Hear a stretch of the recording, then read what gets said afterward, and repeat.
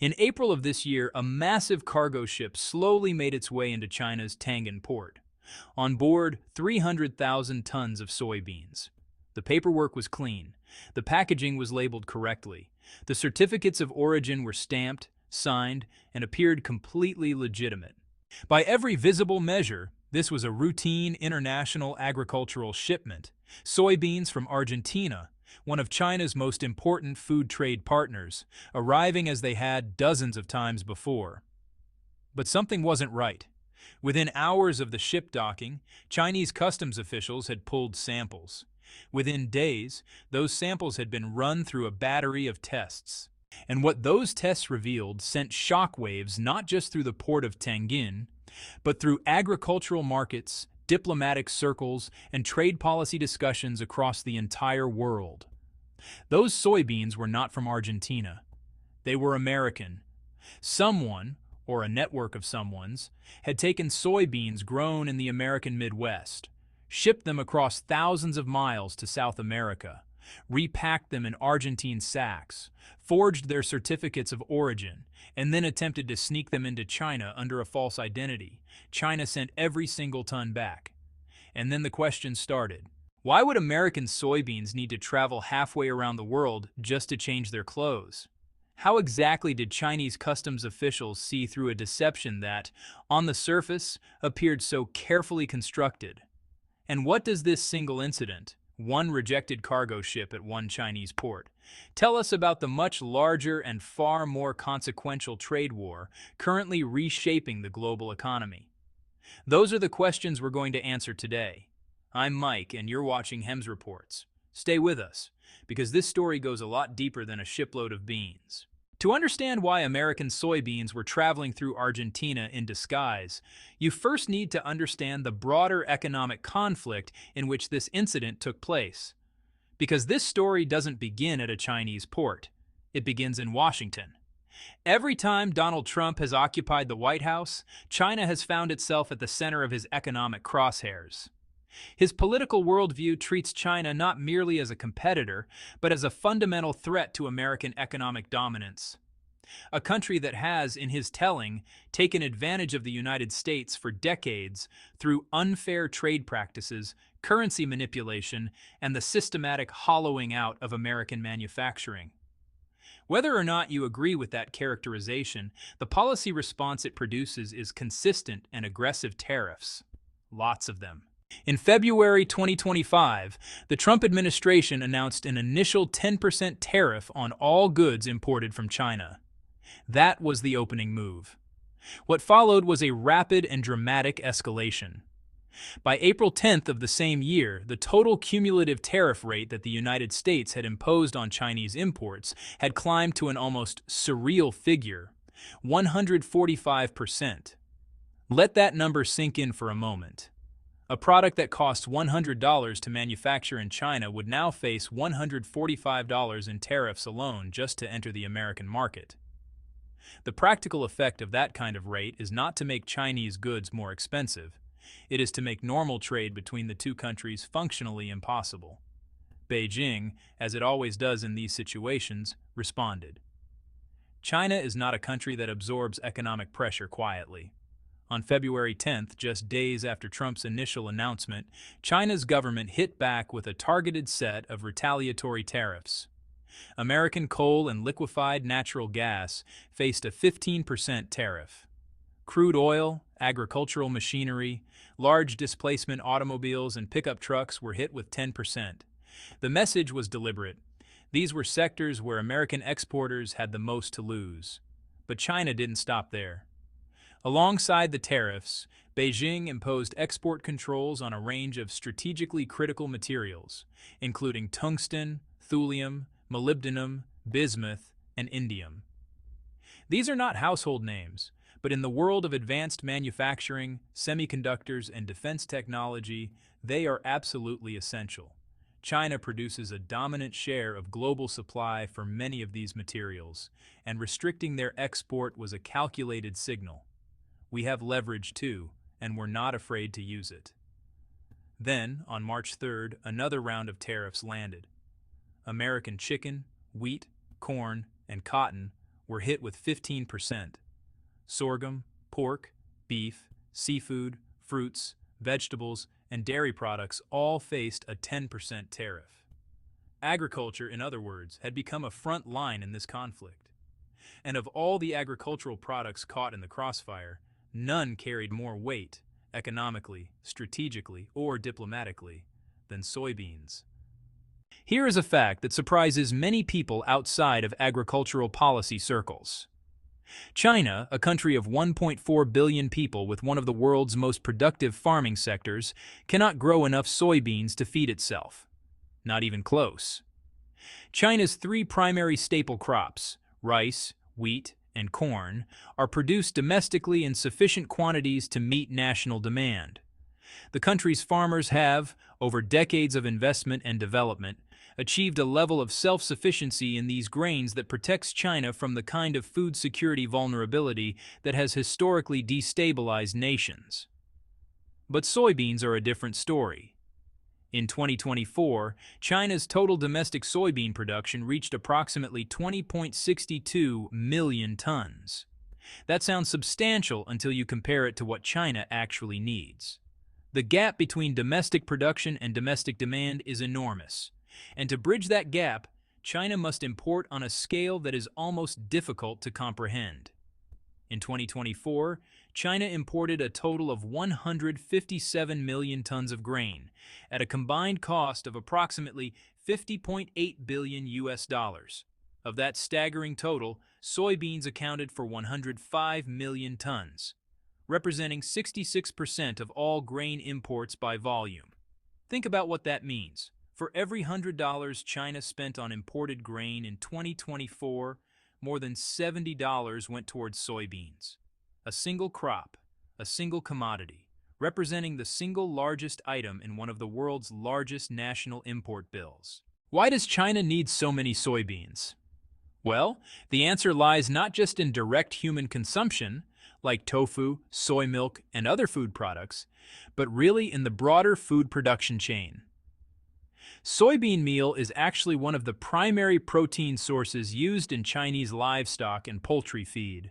As China's middle class has grown and meat consumption has expanded dramatically over the past 2 decades, the demand for soybean meal, and therefore for soybeans, has risen right along with it. When you eat pork in China, and, China consumes more pork than any other country on earth, there's a very good chance that the pig that produced it was raised on feed containing imported soybeans. The connection between soybean imports and the daily diet of more than 1 billion people is direct, concrete, and honestly, impossible to sever quickly. This gives soybeans an unusual and powerful status in China's trade relationships. They aren't a luxury or a discretionary item.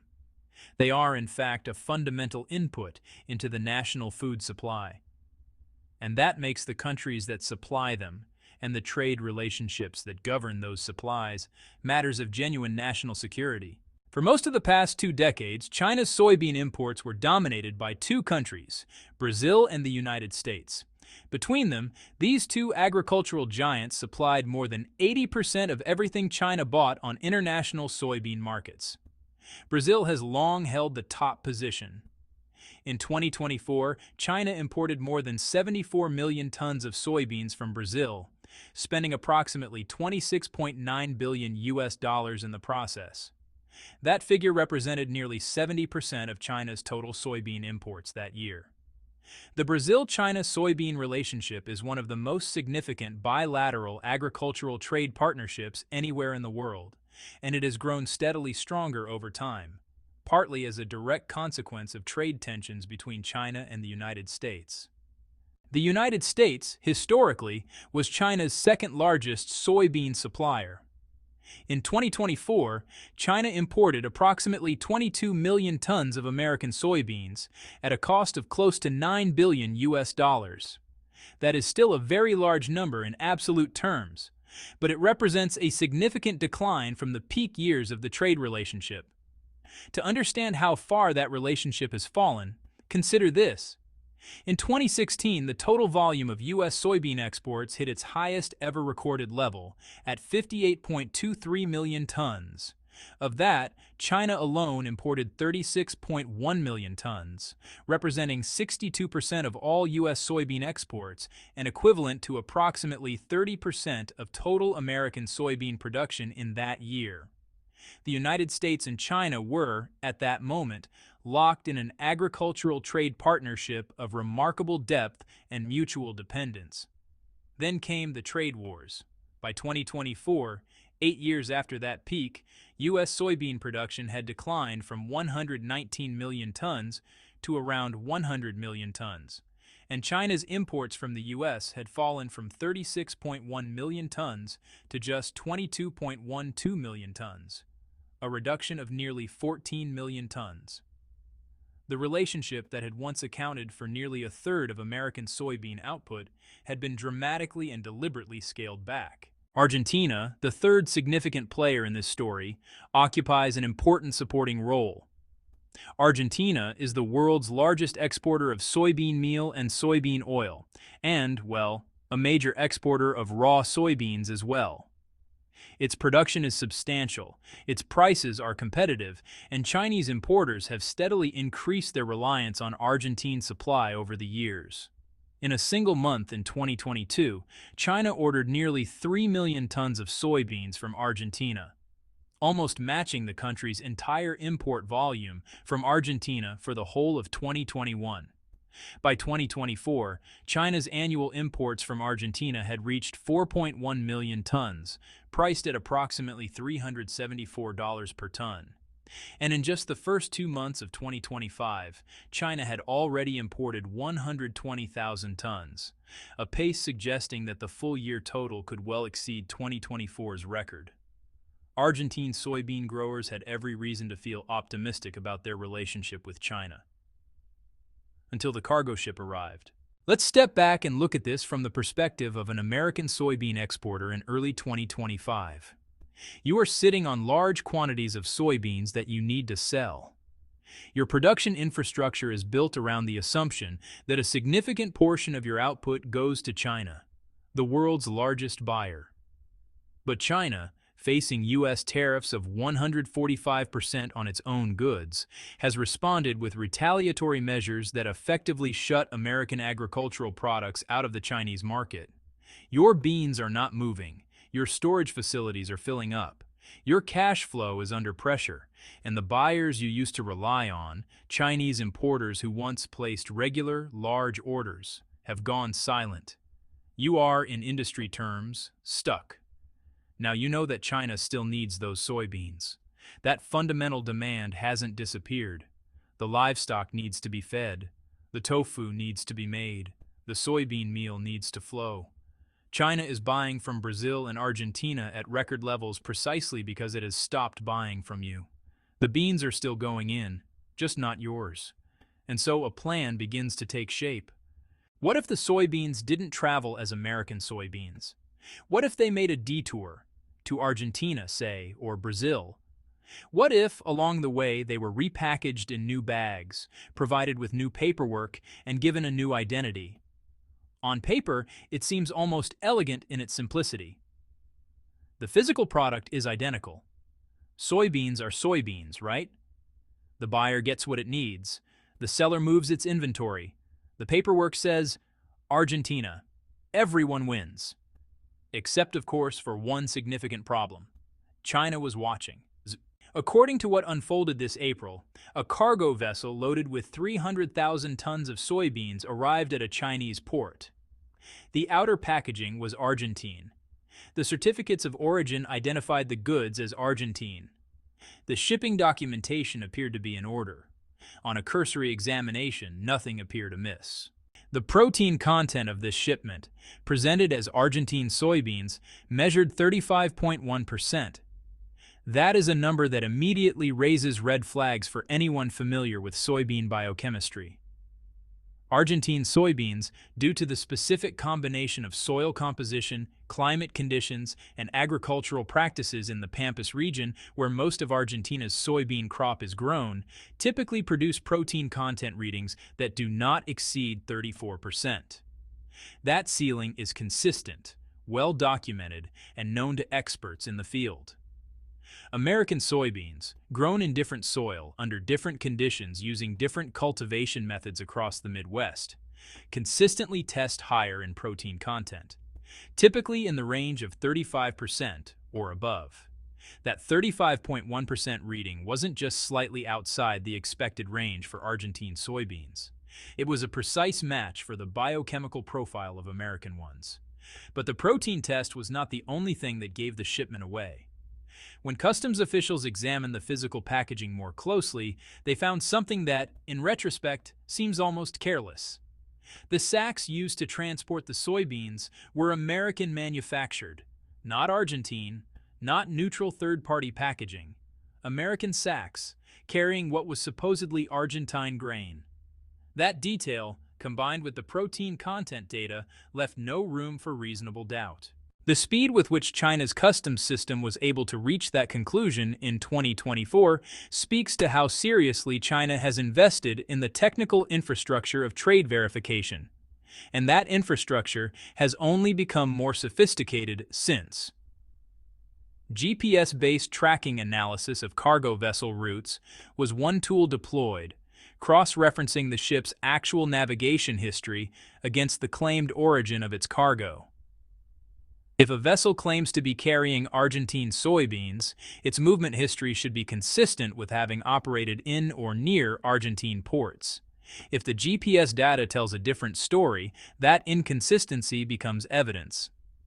Soybean protein content testing was another layer, the biochemical fingerprinting we discussed earlier, which can distinguish American from Argentine beans with a high degree of reliability. And then there was what may be the most sophisticated tool in China's customs arsenal: high-precision mass spectrometry combined with isotope ratio analysis. By examining the specific ratio of stable isotopes, variants of elements like carbon, nitrogen, and sulfur, within a soybean sample, scientists can determine, with remarkable accuracy, the geological and climatic conditions under which that crop was grown. Different soils in different regions of the world have different isotopic signatures. Those signatures are absorbed by plants as they grow and are preserved in the harvested grain. A soybean grown in Iowa has a different isotopic fingerprint than a soybean grown in Cordoba, Argentina, and that difference is measurable with the right equipment. In 2024, China Customs completed a comprehensive upgrade of its artificial intelligence-based traceability algorithms. The system now cross-references up to 12 separate indicators simultaneously: protein content, isotope ratios, GPS tracking data, vessel history, packaging analysis, pricing data, and more. The combined traceability accuracy rate of this upgraded system reportedly reaches 98%. Shanghai Customs alone intercepted multiple origin fraud cases in the past year. The technology, it appears, has closed the gap between what fraudsters believe they can get away with and what Chinese authorities are actually able to detect. Here is where the story takes a turn that American soybean traders perhaps did not fully anticipate when they devised their re-export strategy. Argentina got angry. And Argentina had every right to be.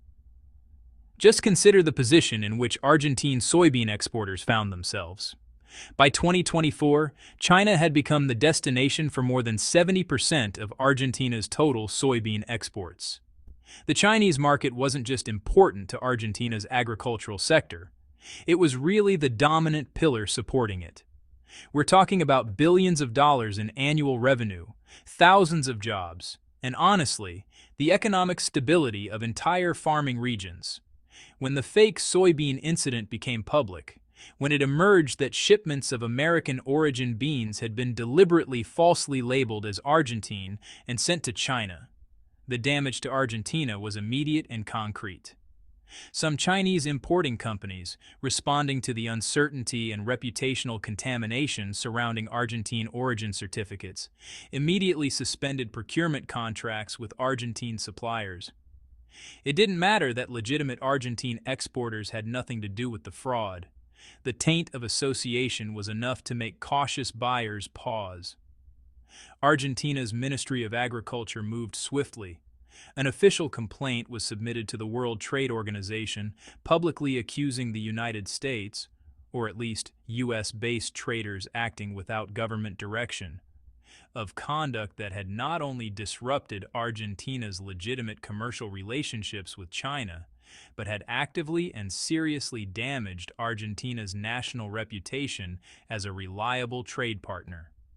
The economic impact assessment conducted by Argentine authorities was stark. The losses attributable to this incident were estimated at up to $200 million US. For a country that had been counting on its Chinese-soybean relationship as a source of stability in an otherwise challenging economic environment, that number was painful. In response, the Argentine government moved to close the vulnerability that had been exploited. Discussions began with China aimed at establishing a comprehensive, jointly managed soybean traceability and certification system, one in which every batch of soybeans exported from Argentina to China would carry a digitally verifiable record of its origin, from the specific agricultural plot where it was grown, through every stage of processing and transportation, to the moment it arrived at a Chinese port. The goal to make origin fraud effectively impossible, protecting Argentine exporters' hard-earned reputation in the Chinese market and ensuring that Chinese importers can trust what they're receiving. Argentina was not the only South American country whose identity was borrowed by American traders looking to circumvent Chinese tariffs. In a separate but closely related incident, Chinese customs officials intercepted and returned a cargo of 200,000 tons of soybeans that had been packaged and certified as Brazilian, but were, upon inspection, determined to have originated in the United States. The method in the Brazil case was somewhat different. Rather than replacing an entire shipment with American beans, some traders chose a blending strategy. American soybeans were shipped to Brazil, mixed with genuine Brazilian beans, and then the blended product was packaged and exported under Brazilian certification, with the hope that the diluted American content would be undetectable. It wasn't. Since the introduction of China's blockchain-based traceability system for imported soybeans, every batch of Brazilian beans entering China must be accompanied by what amounts to a digital birth certificate. This document records, in a tamper-resistant blockchain ledger, the specific agricultural plot from which the beans were harvested, the exact dates of planting and harvest, the processing and storage history, and the complete transportation route from farm to port to ship. Any deviation from the expected pattern, any gap in the chain, any unexplained movement, any route that doesn't align with the documented origin, automatically triggers an alert and initiates an unpacking and inspection procedure. The results speak for themselves. In just the fourth quarter of 2024, Shandong Port alone, one of many Chinese ports processing soybean imports, intercepted 3 separate consignments of American-origin soybeans that had been disguised as Brazilian, with a combined declared value exceeding 20 million yuan. China has also built a parallel defensive system, a global soybean price database that tracks the market prices of soybeans from major producing countries in real time. The system monitors the price differential between Brazilian and American beans continuously. If the price of Brazilian soybeans suddenly surges anomalously, or if the gap between Brazilian and U.S. prices narrows below a threshold of around 5%, the system automatically flags the discrepancy for investigation. This price monitoring system was put to the test in February 2025, when a group of Brazilian exporters attempted to drive prices higher by spreading reports of weather-related production shortfalls. China's response was immediate. It released soybeans from its strategic reserve stocks onto the domestic market, simultaneously suspended a portion of its outstanding import orders from Brazil, and watched the attempted price spike deflate almost instantly. The message was unmistakable. China is not a passive participant in these markets. It monitors, it analyzes, it holds reserves, and it responds. Following the Brazilian disguise incident, The Chinese government reached a formal bilateral understanding with Brazil's Ministry of Agriculture and its National Soybean Association. The terms were unambiguous. Any Brazilian exporter found to have knowingly resold or repackaged American soybeans as Brazilian origin goods would face severe consequences, including reductions to their export quota allocations and the imposition of additional tariffs. Brazil, like Argentina, had nothing to gain from being used as a laundering route for American agricultural products and everything to lose. It is worth pausing to appreciate just how technically sophisticated China's soybean inspection and traceability infrastructure has become, because it represents something genuinely new in the history of international trade enforcement. For most of the history of global commerce, verifying the origin of agricultural commodities was an honor-based system. You received a certificate of origin, you checked that it looked legitimate, and you accepted it. The practical ability to independently verify where a particular sack of grain was actually grown was extremely limited. That era is over, at least as far as Chinese customs is concerned.